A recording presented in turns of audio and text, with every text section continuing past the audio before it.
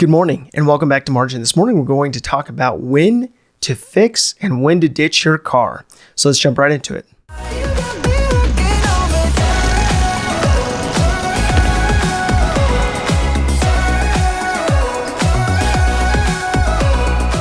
So it's so easy to come to a fork in the road when it comes to a money pit.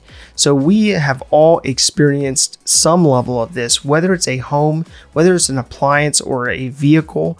We've experienced putting seemingly endless funds into maintaining, into keeping something running, when we may need to evaluate whether it's worth repairing or not, whether it's worth holding on to, whether it's worth selling, or whether it's worth salvaging. And in going through that process, it's going to be important to know the indicators of whether something is worth fixing or whether it's time to part with it. So with a car in particular, sometimes it can be easy to make it an emotional decision, trying to figure out whether to continue putting money into it, whether it's time to part with it or scrap it altogether. But that can be an emotional decision. But at the end of the day, a car is just a car. It's a piece of metal, and it's important to go through a series of questions to figure out whether that car is worth fixing or not. So I take a simple approach when it comes to figuring out whether to put money into repairing a vehicle. Now, the first component looks at whether it's going to increase the value or not, whether it's going to maintain the value or make the value go down. Now, you can actually put money, good money, into bad endeavors. And oftentimes we can take money and pour it into a vehicle that we have already put more money into the vehicle than it's even worth. Or we can put money into a vehicle that ultimately, at the end of the day, will be worth more because we've done that. But it's important to be able to look at and delineate what is the best action, what is the best way forward for that vehicle in particular. So I broke this down based on 7 key questions, figuring out whether your vehicle is worth keeping and repairing or whether it's time to sell it and replace it with something else. The first one comes down to sunk cost. It's so easy for us to spend our time, talent, and resources into something in particular and have a higher viewpoint or value placed on that because of how much time has been put into it. Now, when you're looking at sunk cost, oftentimes it's skewed, and our viewpoint of what something is worth is actually skewed because we haven't taken a step back to be objective about the object that we're putting time and effort and energy into. Now, an example of this may be that you bought the vehicle brand new. You've had it for years on end and you continue to pour money into it. Just knowing how much you purchased it for, knowing how much money and time and energy you've put into that vehicle, then you are feeling stuck because you feel like I'm going to be wasteful if I scrap this or if I sell it at a discount. And so therefore, I'm going to continue putting money into it. I'm going to continue sinking money into it, even though the market value for that vehicle, the book value of that vehicle, does not support me continually putting money into it. So based on sunk cost, have you put more money into the vehicle than it is actually worth? Have you sunk more time, energy, and resources into that vehicle, and therefore you have a skewed viewpoint of what it's actually worth because of that? So the second component comes down to useful life. Now, the average car on the road today is about 11 years old. And so when you're looking at how long you've owned the vehicle for and how much useful life you've gotten out of that vehicle, you need to factor in the age of the vehicle, the condition of the vehicle, and looking at it from a perspective that factors in how much longer that vehicle will be useful to you or could be useful to someone else for. So the third component comes down to technology.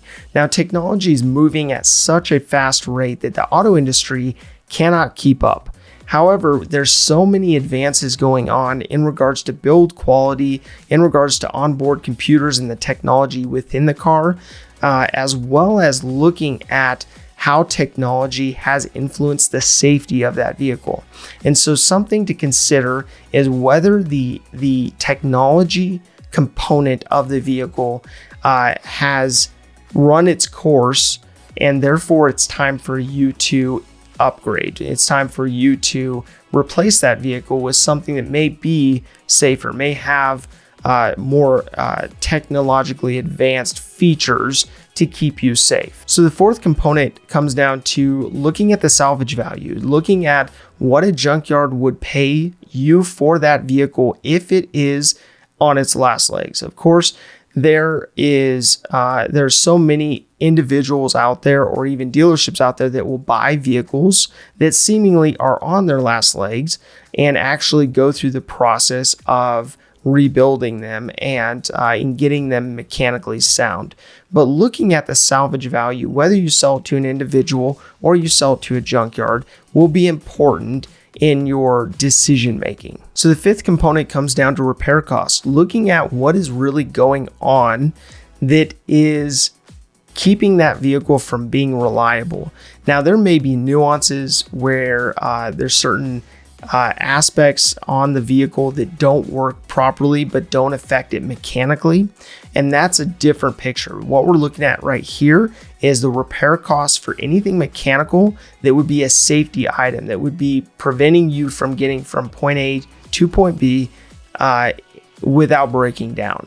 Being able to have that vehicle in the shape that it needs to be in for you to be able to commute in it. So looking at the repair cost associated to that vehicle and figuring out whether the repair cost actually exceeds the value and whether it's worth putting the money into it to be able to sell it at book value or somewhere around there, or whether putting that money into it will just be an additional sunk cost that you won't get back if you go to sell it. So the sixth component comes down to the current value, looking at the Kelley Blue Book or the NADA value of that vehicle, looking at the book value, then also doing your research on various platforms to figure out what that vehicle is selling for from a market standpoint. Then at that point, you'll be able to see what the condition is of these various vehicles and how yours compares, and figuring out whether it's worth at that point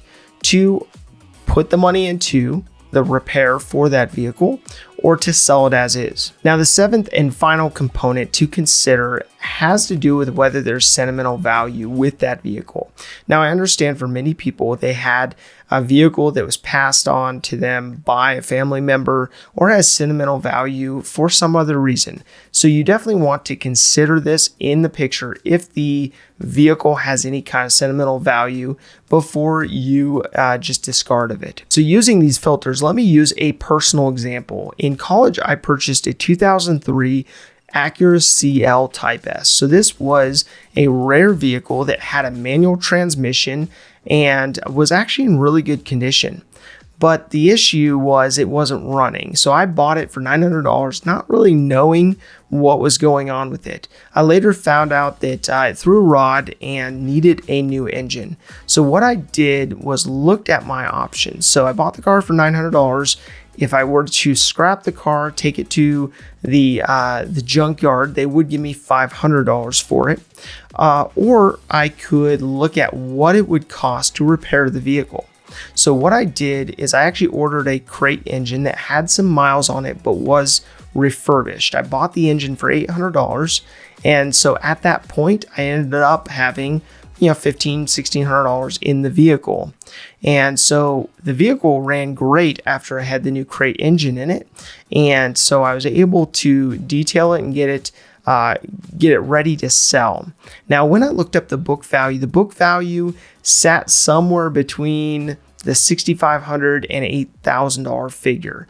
So I was able to sell this vehicle for right around $7,000, pocketing about $4,000 after everything was said and done. Now, that was a best case scenario, especially being that I bought the vehicle not knowing exactly what was going on with it.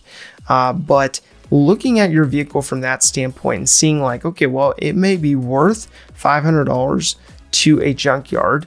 But when I have it fixed up, what is the book value? What is it actually worth when it comes to a consumer, someone purchasing it, assuming that you fix it up according to the value that would be expected, to the condition that would be expected. So with this Acura CL, I went through this process of figuring out, whether the vehicle had value, whether it had a book value and a market value that substantiated me repairing it. Now, in this case, it did, and it made sense to put the money into it and to go ahead and be able to sell it at that value. And so I would encourage you to go through this process, to go through these 7 steps to figure out whether you have a sunk cost bias where you're continually putting money into something because of how much you've sunk into it thus far, or whether you should then take a step back and look at it objectively and take the emotions out of it and figure out whether it makes sense to continue putting money into it, or whether it makes sense to go ahead, cut your losses and sell it for parts, or sell it to an individual who can fix it, or fix it one last time and sell it accordingly. And so when you're going through this process, this will probably be applicable to other components, whether it's a house, whether it's an appliance, whether it's a vehicle like we just mentioned, or some other component. But these 7 steps should give you an idea of whether it's important to fix something or cut your losses and move on. So my call to action today comes down to looking at your vehicle from the perspective of these 7 steps, looking at whether it's worth putting the money into the vehicle or not, going through the process of taking that decision to the next level and figuring out, okay, what is my next step? What do I need to do next in order to be moving forward with this? If this information is helpful to you, please do like, subscribe, and hit the notification bell so you're reminded to come back on a daily basis and improve in managing your personal finances. Thank you for your time. Enjoy your day, and we'll see you back here tomorrow.